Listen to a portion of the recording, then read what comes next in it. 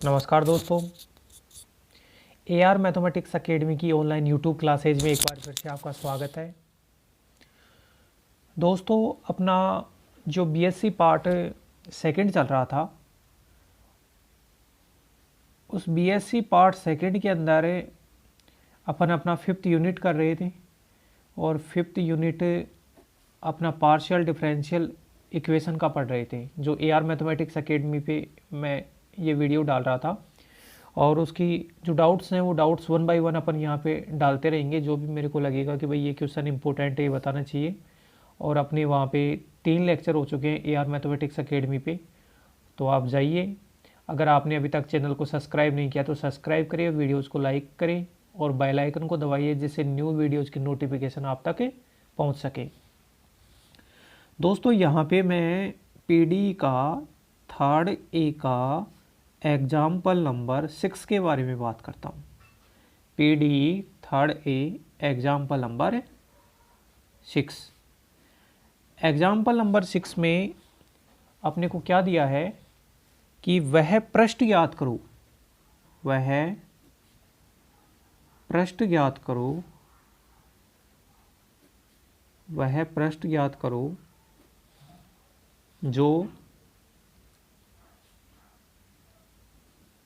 जो समीकरण r plus S बराबर 0, वह पृष्ठ ज्ञात करो जो समीकरण r प्लस एस बराबर 0 को संतुष्ट करता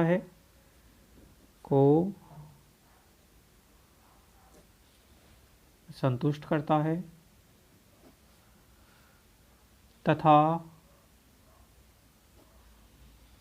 तथा दीर्घवृत्तीय परवलय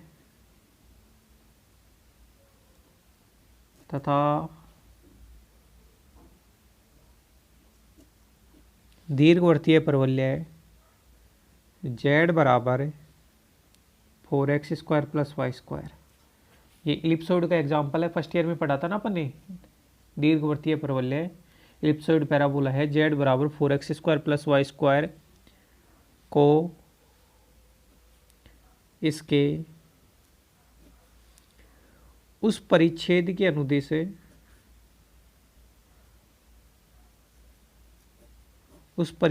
अनुदिश स्पर्श करता है,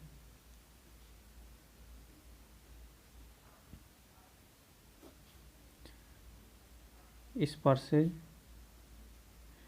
4-5 क्वेश्चन है ऐसे लैंग्वेज वाले। स्पर्श करता है जहां पर वह समतल y बराबर 2x प्लस 1 द्वारा काटा जाता है। दोस्तों, ये जो कंडीशन दी गई है, ये कंडीशन अपने को जो गिवन अपना पार्शियल डिफरेंशियल इक्वेशन है r प्लस एस बराबर 0, उस r प्लस एस बराबर 0 में जो आर्बिट्रेरी फंक्शन होते हैं, उन आर्बिट्रेरी फंक्शन की वैल्यू निकालने के लिए कंडीशन अपने को दी गई है। ठीक है, तो सबसे पहले तो आप क्या करो कि आप इस गिवन इक्वेशन को सोल्व करो, r प्लस एस बराबर 0 को। और सोल्व करने के बाद में आपको क्या करना है कि अपना सोल्व करने के बाद में जो इक्वेशन आता है वो एक पृष्ठ का समीकरण आएगा, एक पृष्ठ का समीकरण वो आएगा, और एक पृष्ठ का समीकरण अपने को ये दे रखा है। ठीक है, पृष्ठ का समीकरण आने के बाद में आप क्या करोगे कि दोनों पृष्ठों से आप स्मॉल p का मान निकालोगे, स्मॉल q का मान निकालोगे, और स्मॉल p और स्मॉल q के मानों को बराबर करोगे, तब अपना कुछ इक्वेशन बनेगा। और इस इक्वेशन का भी आपको यूज करना है। सॉल्यूशन पार्ट में अगर अपन चले तो मैं क्या लिखूंगा, given partial differential equation, partial differential equation जो है वो क्या है भाई, r प्लस एस बराबर 0। आपको इसको सोल्व करना है भाई। अपन जानते हैं कि r का मान होता है del 2z upon del x², और s का मान होता है del 2z upon del y² बराबर 0। Let del upon del x को तो लिखते हैं d, और del अपॉन del y को लिखते हैं d डैश।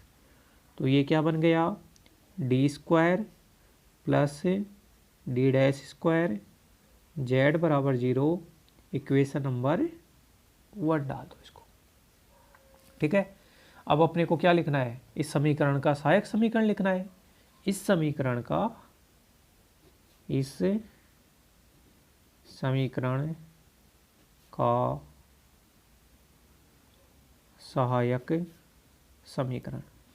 सहायक समीकरण लिखोगे तो आप डी की जगह एम लिखोगे और डी डैश की जगह 1 लिखोगे, तो एम स्क्वायर प्लस 1 बराबर 0। भाई आप डी की जगह,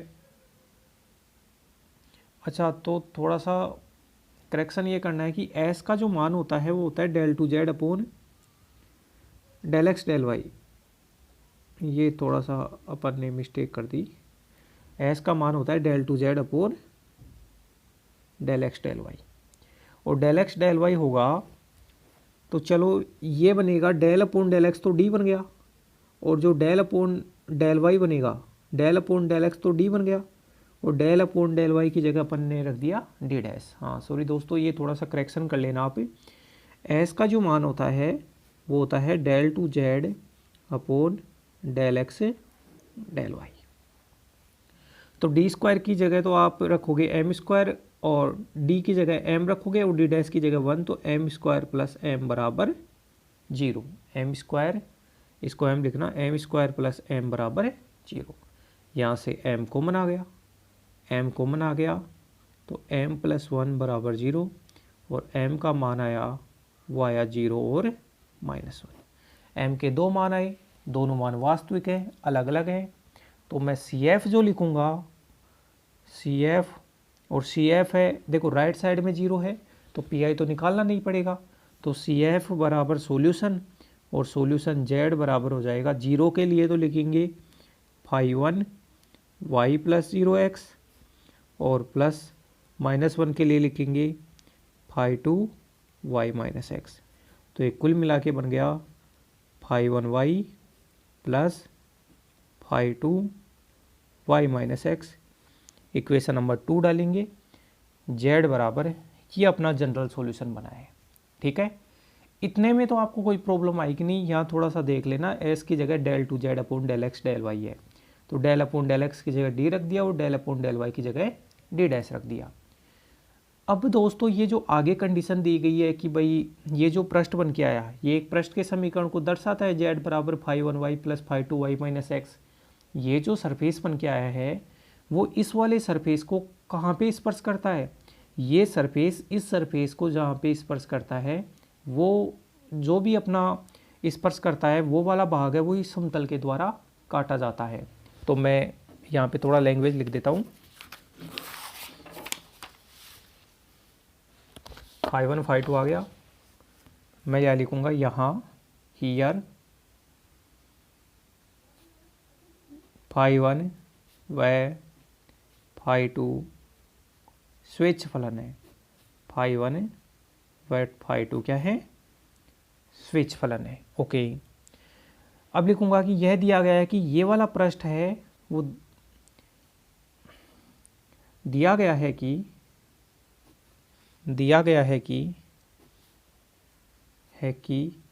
ये पृष्ठ कौन सा, पृष्ठ 2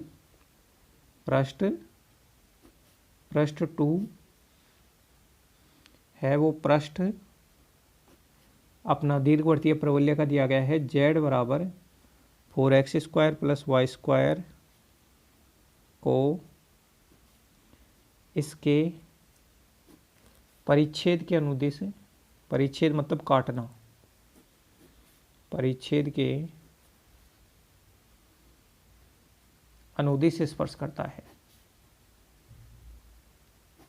स्पर्श करता है। और ये जो कंडीशन दी गई है दोस्तों वो आर्बिट्रेरी फंक्शन φ1 और φ2 की वैल्यू ज्ञात करने के लिए दी गई है।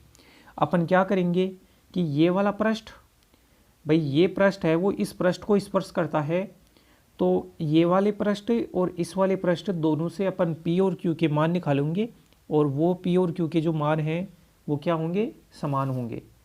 तो मैं लिखूँगा, इसको मैं समीकरण नंबर 3 दे देता हूँ, z बराबर 4x² प्लस y²। समीकरण 2 व समीकरण 3 के पृष्ठ ये वाले और ये वाले पृष्ठ जहाँ पे स्पर्श करेंगे ना, वो स्पर्श बिंदु अपने को दिए गए हैं। ये कौन से समतल के ऊपर है? y बराबर 2x प्लस 1। तो मैं लिखूंगा समीकरण नंबर 2 और समीकरण नंबर 3 के पृष्ठों के स्पर्श बिंदु समतल y बराबर 2x प्लस 1 पर स्थित हैं कि ये वाला पृष्ठ और ये वाला पृष्ठ जहाँ पे स्पर्श करते हैं वो स्पर्श बिंदु इस समतल के ऊपर स्थित है। अतः समीकरण 2 व समीकरण 3 से P व Q के मान तुल्य होंगे। मतलब दोनों से P और Q के मान निकालने हैं और वो P और Q के जो मान होंगे वो क्या होंगे भाई? तुल्य होंगे। ठीक है। अब P और Q के मान देखो, सबसे पहले तो ये जो समीकरण नंबर 2 है ये वाला, इससे निकाल लेते हैं अपन। तो मैं यहाँ लिख देता हूँ, थोड़ा सा लेंथी क्वेश्चन है दोस्तों, तो ध्यान से करना है।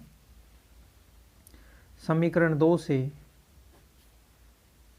से अब देखो भाई, आपको P निकालना है तो Z का x के सापेक्ष अवकलन करो। इसका x के सापेक्ष अवकलन करोगे तो del Z upon del x, और del Z upon del x को लिखूंगा P बराबर इसका x के सापेक्ष अवकलन, इसका x के सापेक्ष अवकलन 0 होता है। इसका x के सापेक्ष अवकलन करेंगे तो पहले तो पूरे फंक्शन का अवकलन होगा, तो पूरे फंक्शन का अवकलन हुआ phi 2 dash y minus x, और फिर y का तो 0 और x का अवकलन -1 तो -1। तो इसको इक्वेशन 3 है, तो इसको डाल दिया मैंने इक्वेशन नंबर 4। समीकरण नंबर 2 में क्या किया है कि ये जो z बराबर अपने को फंक्शन दिया था उसका x के सापेक्ष अवकलन किया है, तो del Z upon del x बना, उसको तो P से दर्शा दिया, और ये वाला पार्ट 0 हो गया। इस वाले पार्ट का डेरिवेशन करके भाई फंक्शन का तो डेरिवेटिव हो गया और -x का -1 आगे आ गया। ठीक है। अब एक काम कीजिए दोस्तों, ये जो समीकरण नंबर 2 है एक बार इसका y के सापेक्ष करो समीकरण 2 का।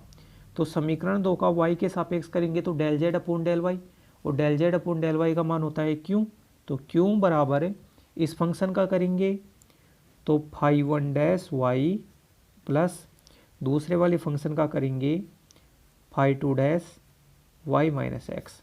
इसको डाल दिया समीकरण नंबर 5। ठीक है। अब इसका कोई काम नहीं है तो इसको तो मैं हटा देता हूँ। ओके फ्रेंड्स, ये हो गया। अब आप ये वाले जो पृष्ठ थे भाई, समीकरण नंबर 2 में जो पृष्ठ है वो समीकरण नंबर 3 वाले पृष्ठ को स्पर्श करता है, तो समीकरण नंबर 3 से भी आप क्या करो, P और Q के मान निकालो। तो मैं लिखता हूँ समीकरण 3 से, समीकरण 3 में ये पृष्ठ दिया है Z बराबर 4x square plus Y square. यहाँ से P का जो मान निकालेंगे, P का मतलब होता है Z का x के सापेक्ष आंशिक अवकलन, तो इसको लिखेंगे एट x और y वाला पार्ट 0, और जो Q का मतलब होता है इसका y के सापेक्ष अवकलन, तो ये 0 तो अब की बार बन गया 2y। Equation number 6, equation number 7। अब दोस्तों दोनों से P और Q के मानों की तुलना करेंगे, तो मैं यहाँ लिख देता हूँ स्मॉल p व स्मॉल q के मानों की तुलना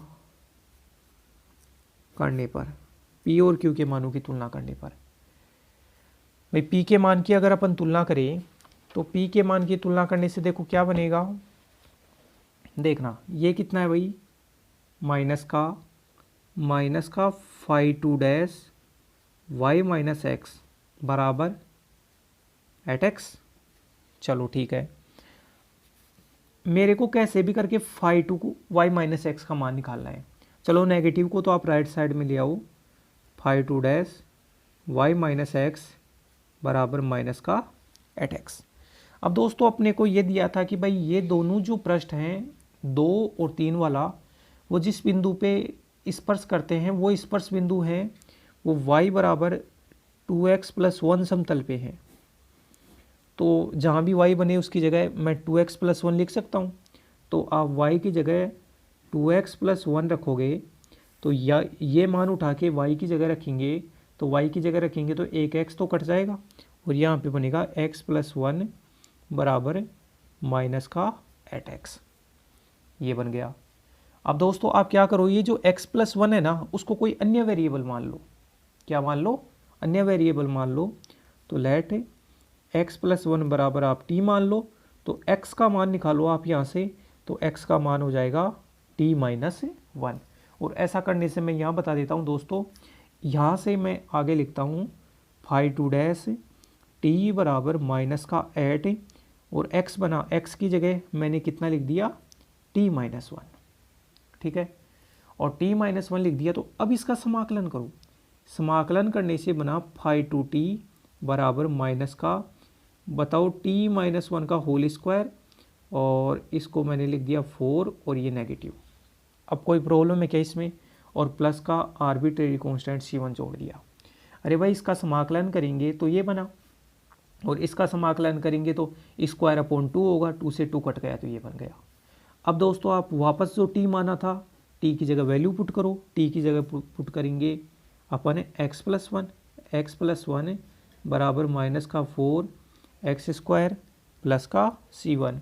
और आप वापस x + 1 की जगह, अच्छा एक काम कीजिए, यहाँ से आप x + 1 एक x को लेफ्ट साइड में ले जाओगे तो y - x बराबर कितना है? x + 1। तो जहाँ भी x + 1 बन रहा है उसकी जगह φ2, x + 1 की जगह मैं कितना लिख दूँ? y - x बराबर माइनस का 4। अच्छा ये x है, अब x का मान यहाँ से निकालो। x का मान निकालोगे तो x का मान होगा y - x - 1। आप एक x को इधर लेके जाओगे और 1 को भी इधर लेके जाओगे, तो y - x - 1 का होल स्क्वायर प्लस c1। इसको आप बॉक्स में पैक कर लो और इक्वेशन नंबर 8 दे दो। ये आर्बिट्रेरी फंक्शन φ2 की वैल्यू हो गई। ऐसे दोनों आर्बिट्रेरी फंक्शन की वैल्यू निकालनी थी, एक आर्बिट्रेरी फंक्शन φ2 की तो वैल्यू आ गई। मैं आपको दोबारा बता देता हूँ। अपन ने क्या किया, इसको नेगेटिव से गुणा किया, उसके बाद में y की वैल्यू, इस इक्वेशन की सहायता से y की वैल्यू पुट की।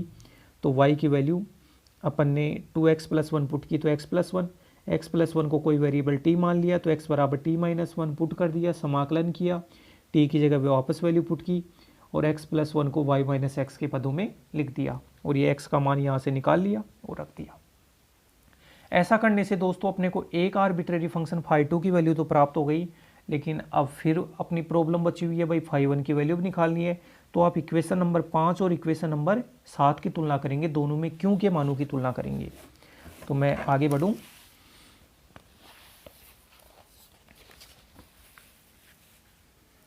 समीकरण 5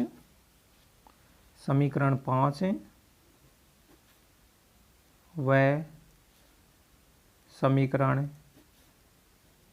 7 से, 5 और 7 से आप देखो, 5 और 7 से आप तुलना करोगे तो ये कितना है भाई? φ1 y प्लस φ2 y - x बराबर 2y। अब φ2 y - x की वैल्यू कितनी है? ये रही। φ2 y - x की वैल्यू है माइनस का 8x। वो मान उठा के, ये जो माइनस का 8x है वो मान उठा के आप यहाँ रख दो। तो φ1 y माइनस का 8x बराबर 2y।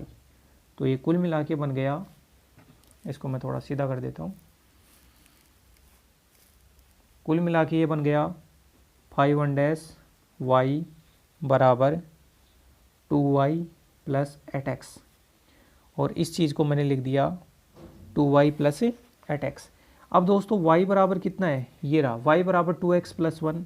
इसका यूज अपन कहीं भी कर सकते हैं। तो 2y को तो ऐसे कैसे भाई, ये y के अंदर है तो इस x को भी y में कन्वर्ट करने की कोशिश करता हूँ। तो ये जो 8x है इसको 4 × 2x लिख दूँ मैं, कोई ऑब्जेक्शन ना हो तो, और ये 2y + 4 और 2x की जगह अब यहाँ से इस 1 को आप लेफ्ट साइड में ले जाओ तो y - 1। तो दोस्तों ये कुल मिला के बन गया 2y, तो 6y माइनस का 4, और दोनों तरफ समाकलन कर लो तो φ1 y 6y का होता है 3y² माइनस का 4y प्लस C2। तो ये phi 1 की वैल्यू आ गई। इक्वेशन 8 ये था और ये हो गया इक्वेशन नंबर 9। इक्वेशन 8 और 9 हो गया।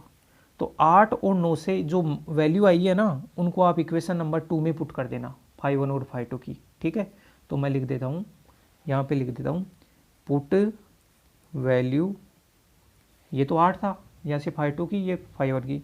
Put value from 8 and 9 in equation 2।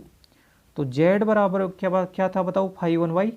तो phi 1y की तो ये पूरी की पूरी वैल्यू कौन सी, 3y² minus 4y plus C2। और phi 2y माइनस x की वैल्यू ये रही, माइनस का 4y माइनस x माइनस 1 का होल स्क्वायर प्लस C1। तो आप दोस्तों इसको ऐसे लिख सकते हो या नहीं लिख सकते कि इसको 3y² माइनस 4y माइनस का 4y माइनस x माइनस 1 का होल स्क्वायर प्लस C, और इसको डाल दो इक्वेशन नंबर 10 और लिख देना हियर C बराबर है C1 प्लस C2। भाई ये C1 और C2 कॉन्स्टेंट थे, उसको C नाम दे दिया। अब आपका जो काम है वो इस C कॉन्स्टेंट की वैल्यू निकालना है, कैसे भी करके जो कॉन्स्टेंट C की वैल्यू निकालना है। ठीक है, और कॉन्स्टेंट C की देखो वैल्यू कैसे निकालेंगे, मैं लिखता हूँ समीकरण 3 से। समीकरण 3 से, समीकरण 3 देखना अपना क्या था, z बराबर 4x² प्लस y², 4x², और y का मान दोस्तों अपने को दिया है 2x प्लस 1 का होल स्क्वायर। तो अगर आप इसको सोल्व करोगे तो ये बनेगा 8x² प्लस का 4x प्लस का 1, 8x² प्लस का 4x प्लस का 1, z बराबर, इसको डाल दिया इक्वेशन नंबर 11। और एक काम और कीजिए दोस्तों, आप समीकरण 10 को सोल्व कीजिए, आगे थोड़ा सोल्व करो। तो z बराबर बना 3, ये पूरा x के पदों में, तो आप इसको भी x के पदों में पुट करो। तो y की जगह आप लिखेंगे 2x प्लस 1 का होल स्क्वायर माइनस का 4, और y की जगह 2x प्लस 1, और ये कितना है माइनस का 4, y की जगह 2x plus 1 minus x minus 1 का होल स्क्वायर प्लस का c, z बराबर 3। इसको खोलो, इसको खोलेंगे तो 4x² प्लस का 4x प्लस का 1 माइनस का 8x माइनस का 4, और इससे तो ये कटा, यहाँ x बचा और इससे ये कट गया, तो माइनस का 4x² प्लस का c। तो z की जो वैल्यू आई इसको सोल्व करने से वो आई 8x² प्लस का 4x माइनस का 1 प्लस का c। इक्वेशन डाल दिया इसको, इक्वेशन नंबर 12।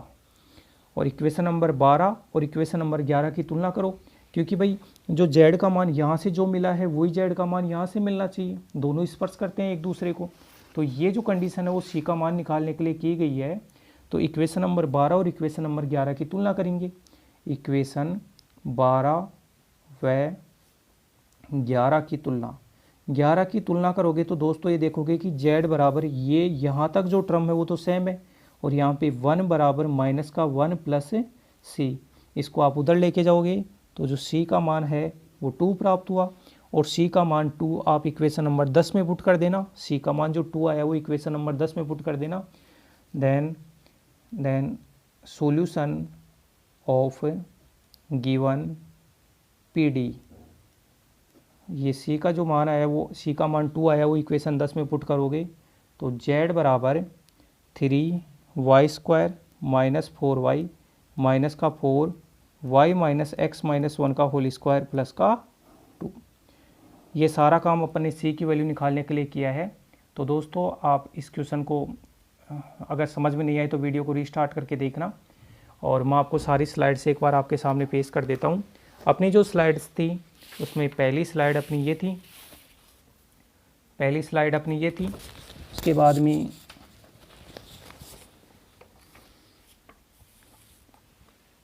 ये तो फर्स्ट स्लाइड थी, ये दोस्तों अपनी सेकंड स्लाइड थी। आगे बढ़े, आप स्क्रीनशॉट ले लिया करो। ये अपनी थर्ड स्लाइड थी।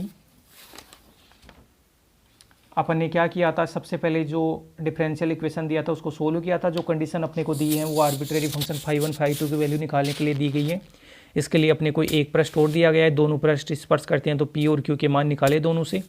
उसके बाद में थोड़ा सा सोल्व किया, φ1 φ2 फंक्शन की वैल्यू निकाली और इक्वेशन नंबर 2 में पुट कर दी। 2 में पुट करने के बाद में ये बन गया, आर्बिट्रेरी कांस्टेंट सी की वैल्यू निकालनी थी, सी बराबर C1 C2 है।